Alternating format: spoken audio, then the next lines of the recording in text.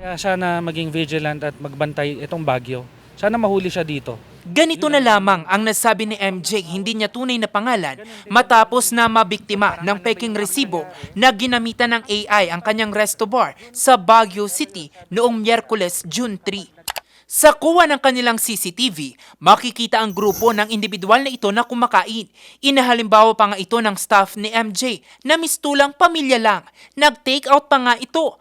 Ang bill, pumalo sa 7,000 piso at binayaran gamit ang isang e-wallet application. May ipinakita pa nga raw na resibo sa staff ang grupo at nang matanggap ng take-out, umalis na kalaunan ang mga ito.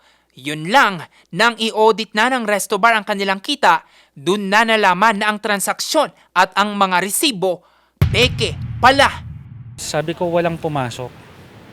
And then chinek ko, nakita ko, ay pag QR code ang ginamit, dapat full name ko yung lalabas with some asterisk.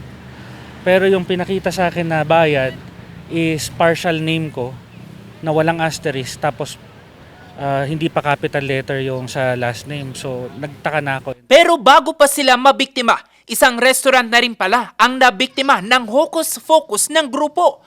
Kwento ng pamunuan ng restaurant na hindi na nagpakita sa kamera, pasado 1:00 ng hapon noong June 2, isang lalaki kasamang kanyang pamilya ang kumain sa kanilang restaurant.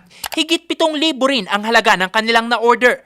Lumapit pa ito sa cashier para ipakita ang resibo mula sa e-wallet payment. Pero gaya ng karanasan ni MJ, ang resibo, peke at dinoktor lang gamit ang AI. Ang insidente, ikinababahala ngayon ng Hotel and Restaurant Association of Baguio. Lalo pat ang modus, tinatarget ang serbisyo ng mga restaurant at iba pang establishmento sa lungsod. Alam naman natin, usong-uso na yung cashless transaction ngayon.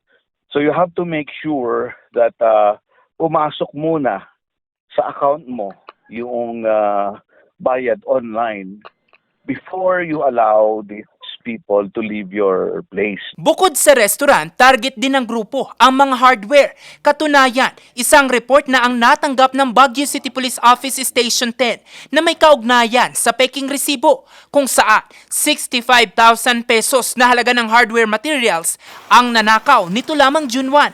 Ang nakakabahala, bukod sa peking resibo, gumagamit rin daw ang grupo ng peking identification card o ID. Napag-aralan din natin kung ano yung modus nila. Yun yung sinasabi ko na gine-generate sa AI yung receipt. Yun yung pinapakita, pero piki pala yung receipt. Paalala nila sa publiko na maging maalam pagdating sa kanilang digital safety, lalo na sa paggamit ng mga e-wallet applications. Siguraduhin daw na natanggap ng tama ang transaksyon sa pamamagitan ng mga verifikasyon sa email at iba pang paraan. Sa ngayon, nagpapatuloy ang paghahanap ng kapulisan sa likod ng hocus-focus gamit ang AI na resibo. Jose Robert Inventor, RNG News.